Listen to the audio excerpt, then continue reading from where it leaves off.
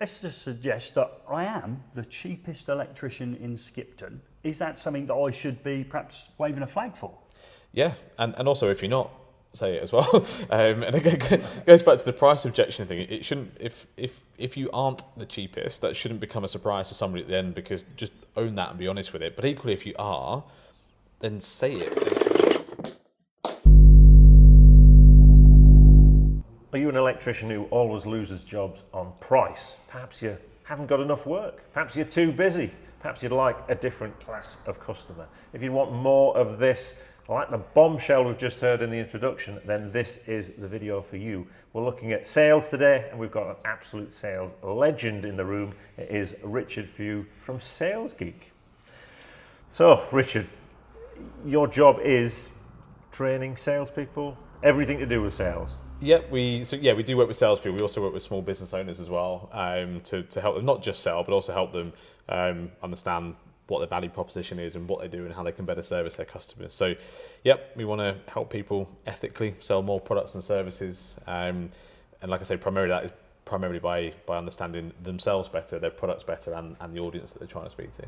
Okay, now Gary, you spent 19 years training electricians. Did you ever train them anything to do with sales? Absolutely not. And more often than not, the people that we were training at that early stages had the ambition of two things. First of all, to become a qualified electrician, and then the second ambition was always, I would like to go and work for myself. They saw that as aspirational beyond being an electrician in the first place, with nothing in the course that would prepare them for that.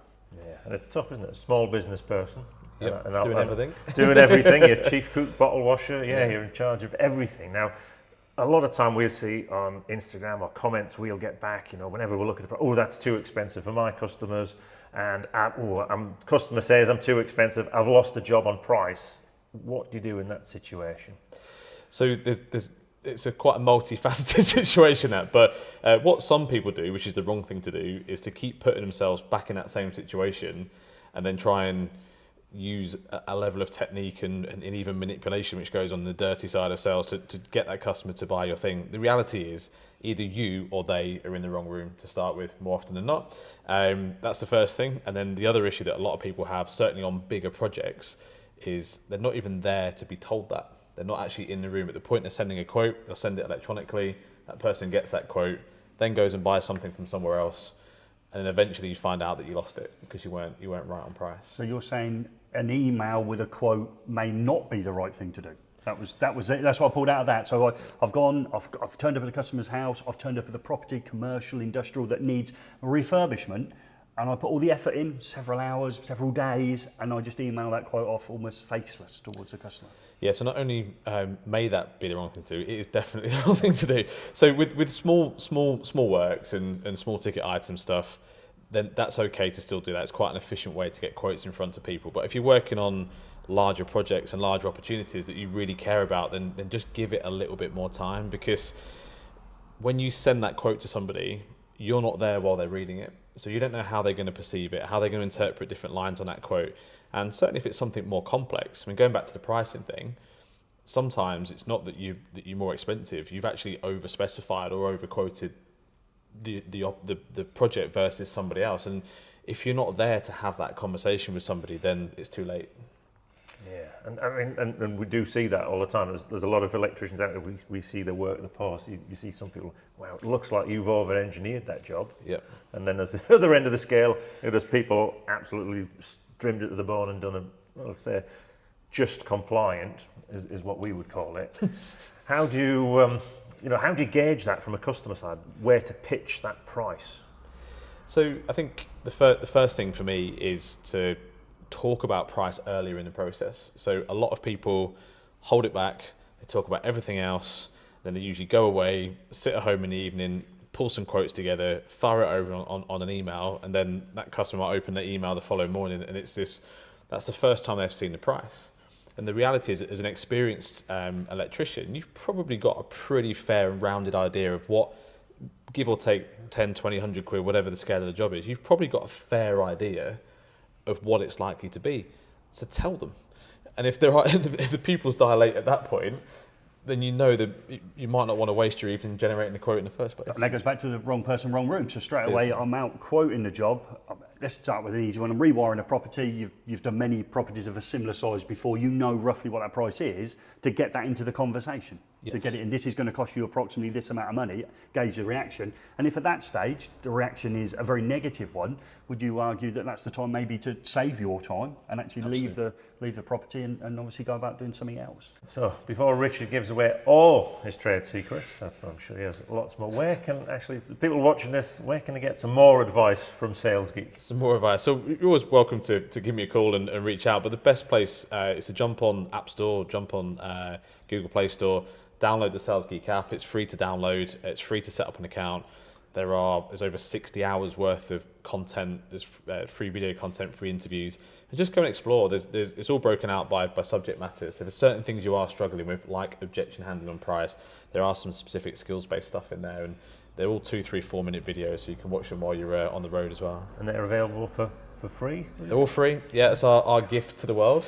There you go. We've got someone from Lancashire across the board. We're giving away things for free. Unbelievable. Well, I'm not originally from Lancashire. You don't get anything free in Yorkshire, is what you're trying to say. So I think sometimes in sales generally, or in business, it's not, you can't convert everyone. And I think that's the first thing you have to come to terms with. Not every potential customer will ever be your customer. Because they've all got different reasons why they buy from different things. And that's why there's 5 supermarkets in every town, right? If everyone wanted the same things in the same way and paid the same price, then they'd all just go to one supermarket and the other ones wouldn't exist. So people have different drivers and different reasons for wanting to buy what they buy. And cost is one of them. But for us, it's about being honest, about having those conversations early on and saving yourself time. Because when you come to terms with the fact that you can't convert every opportunity that you get, you then start looking at, okay, well, how do we become more efficient with the ones that we know we can't? How do we waste less time on the stuff that we know we're never going to convert in the first place and get some of our life back to spend with our families or doing other things and work with other customers? And that links nicely into what you said about that face-to-face handing over a quote. So if I'm spending less time quoting for work that I'm not going to win, that I recognise that a lot earlier in the process, I can actually free up some time to turn up at potential installations that I can win the quote and obviously continue the process on to convert the ones that I really want.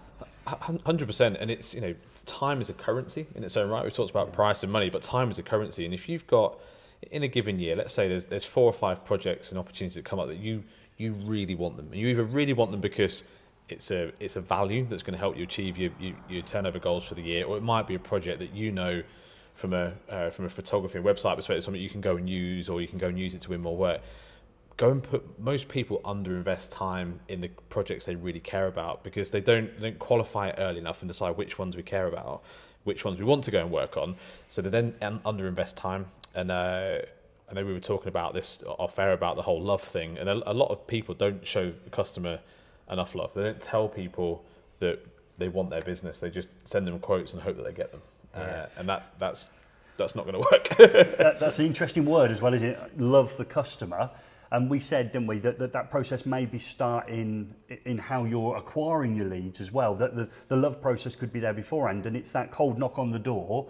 You've called me, you've found me on the internet, and opening the door. There's a lot of, oh, you're the person that I've asked to come in. But you suggested that maybe using other means to get in, some references, social media groups. You talked about Facebook groups and that in local areas, saying, oh, I need an electrician to do this, and offering it to the Facebook community.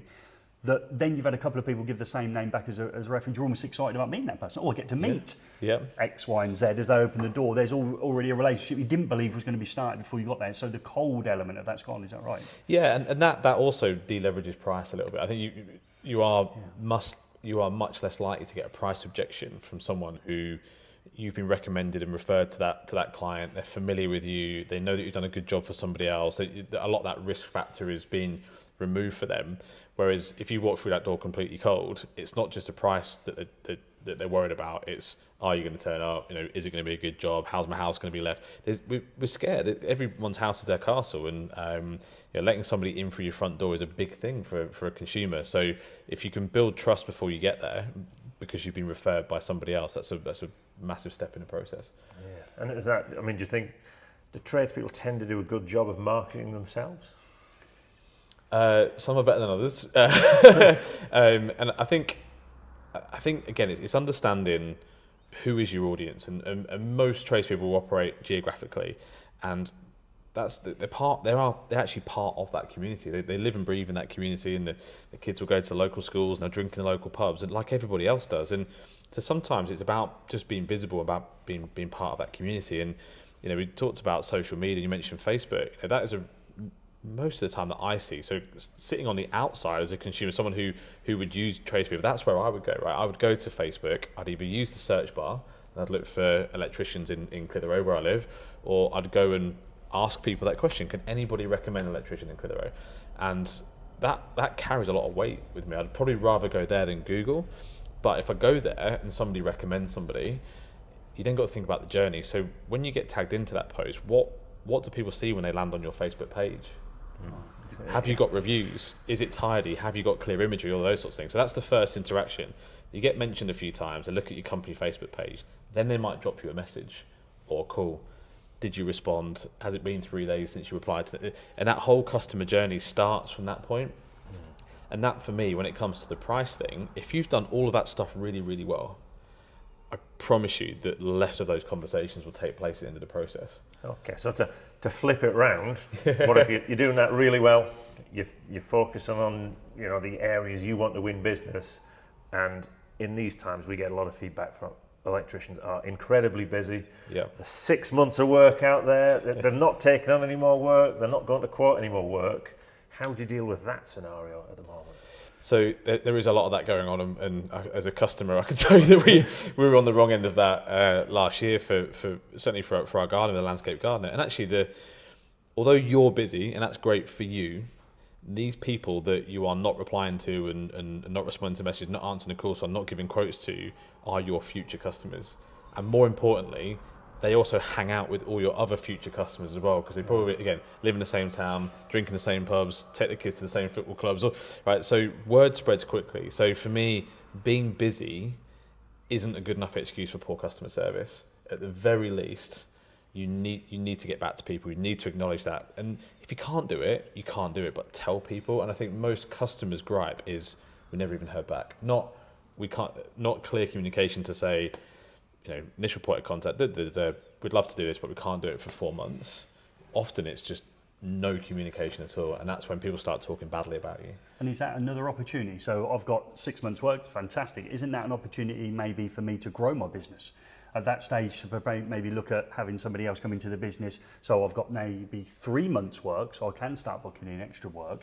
Because we talked off camera about maybe being a sole trader and actually working the whole way through your life as a sole trader, but actually the real value is making a business, adding to your brand and building it up. So effectively you may have to work a little bit less, maybe take a few more holidays, not be so reliant on you personally, become ill or you take some holiday. We talked about not getting paid as a sole trader, so building a brand, isn't it? Building your company up to make sure that if you've got 6 months work, that you become 3 months work and you make more money.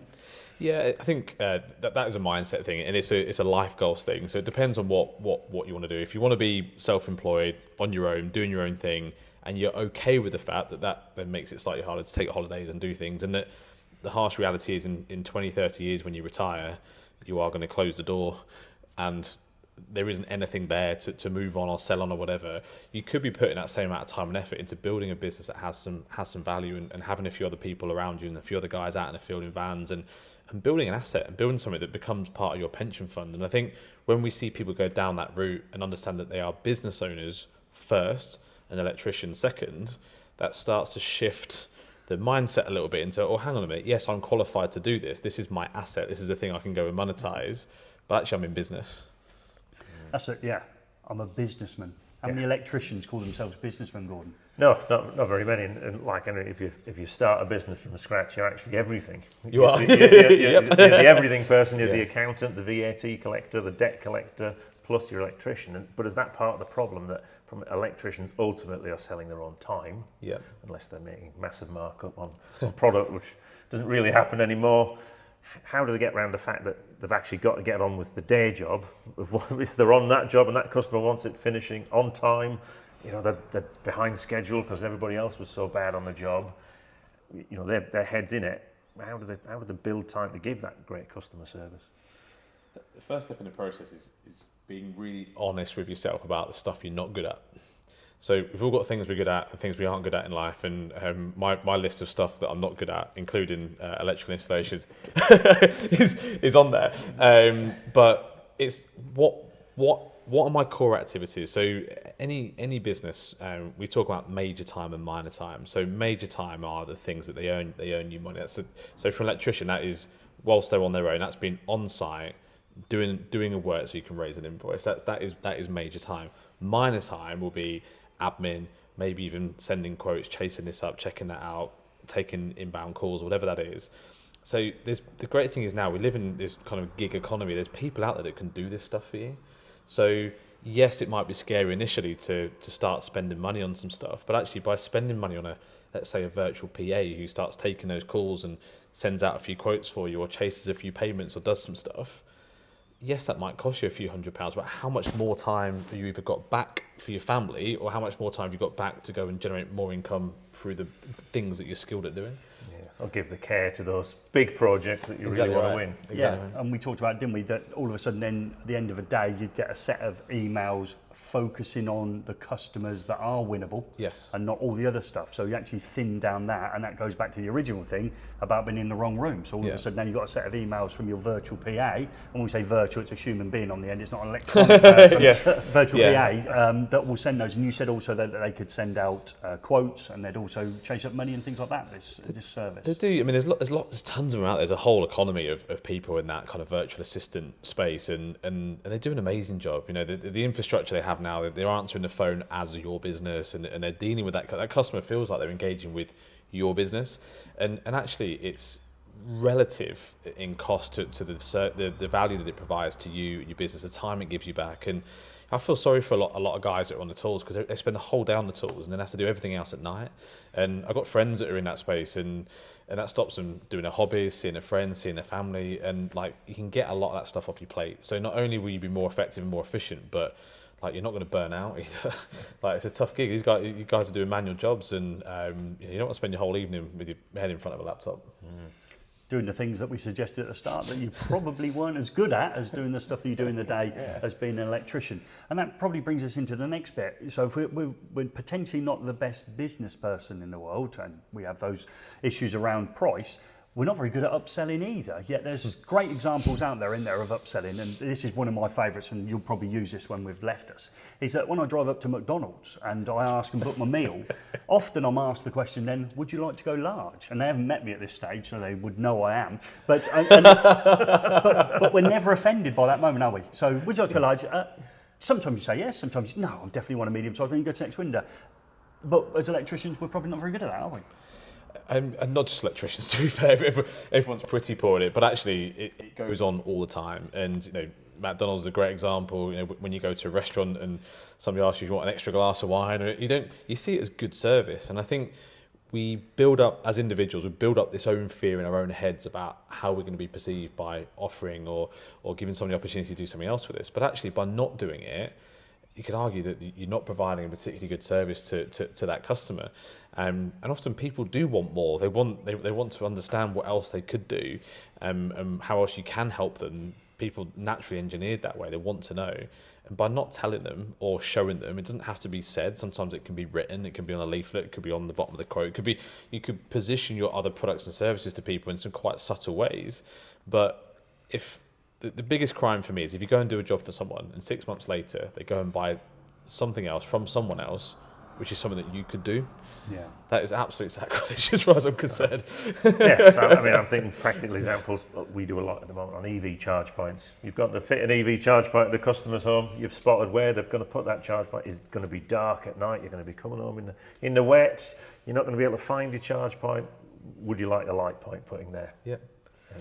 And often it's more efficient as well. From I assume that from a customer's perspective, that actually if a guy's on site for a few hours and actually incrementally it's not that much extra time and extra materials, actually it's probably more cost effective for me to do it in one go rather than doing it as two separate jobs. Yeah, well, it doesn't take McDonald's long to put Gary's extra chips into that bag and put a bit more drink in the cup. Yeah, you're the ideal upsell candidate. And if you link the two together, that's great, isn't it? So you've got that driveway that's always been dark. You obviously want the new EV car, but now you've illuminated the fact you can see everything out there and all the rest of it. You want to show off? Yeah. I didn't think to get a new. Yeah, and you can see how that's not going to be a negative to the customer as an upsell. And you probably even thought, you didn't think maybe initially it was an upsell, but it is, and it's a little bit more work. And we said about offering networking systems and things like that. You're in a commercial. Have you thought about upgrading your emergency lighting or putting X, Y, and Z in? It's sometimes that moment, isn't it? We wanted this doing, but you're right. Yeah, we haven't thought about that, and obviously that opens up some new avenues, and it starts to build a different kind of relationship, then, doesn't it?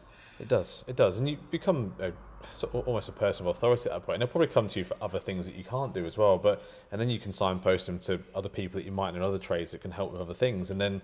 So you're passing the referral on to somebody else. Exactly right, and kind of as an old-fashioned law of reciprocation that says, if you pay it forward, people want to pay back. So if your customers are asking you for things that you can't do, and you give those opportunities to other people, at some point that will come back round to you as well. That other tradesperson, when they're on site, who gets asked for something that you could do, maybe they'll come back around to you. And actually the same goes for going back to the earlier point about when you've got 3 months, 6 months worth of work. Do you know what, maybe there's some people watching this going, I don't want to employ people, I don't want to grow, I don't want to scale.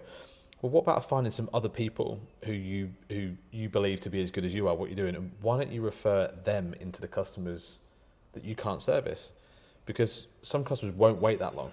So ask yourself the question, would you rather them just end up somewhere else or nowhere else, or would you rather them have that thing from someone that you know and trust because you might have worked together in the past? And again, you're building up that reciprocal value. The customer's getting service. You're like the hero because you've helped them out. You said, look, I'm too busy, but I know this other guy is amazing. Can I introduce you to them? And you're still doing that person a good turn. So that customer will still probably come back to you even though you didn't do the job. And the guy you've given the job to also owes you a favour as well. I was about to say, there's one there in the bank when the reverse process comes in. Yes. When you haven't maybe got as much work as you had before, those referrals may come back to help you. So let's go back and look at focusing in on your business and then choosing something. Let's just suggest that I am the cheapest electrician in Skipton. Is that something that I should be perhaps waving a flag for? Yeah, and also if you're not, say it as well. And it goes back to the price objection thing. It shouldn't, if you aren't the cheapest, that shouldn't become a surprise to somebody at the end, because just own that and be honest with it. But equally, if you are, then say it. And I find it, if you read through people's websites and do this, have a look at other people in your area that do what you're doing. Have a look at what they're saying about themselves. And most people say the same stuff. Is that because they're good value, good quality, yeah. we're trusted. It's like, oh my goodness, everyone's saying the same thing. And from a customer's perspective, it's a nightmare. But every customer has different drivers for why they choose to use the people that they choose. And it goes back to the supermarket thing. We all like doing things. Some people go to Aldi, some people will go to booths out our way or Waitrose, and because if everybody wanted the cheapest apple or the cheapest bag of potatoes, they'd always go to Aldi, but they don't always. So they'll go to Sainsbury's, they'll go to Tesco. They're all different supermarkets. Other supermarkets are available. Do I have to say that? Yes.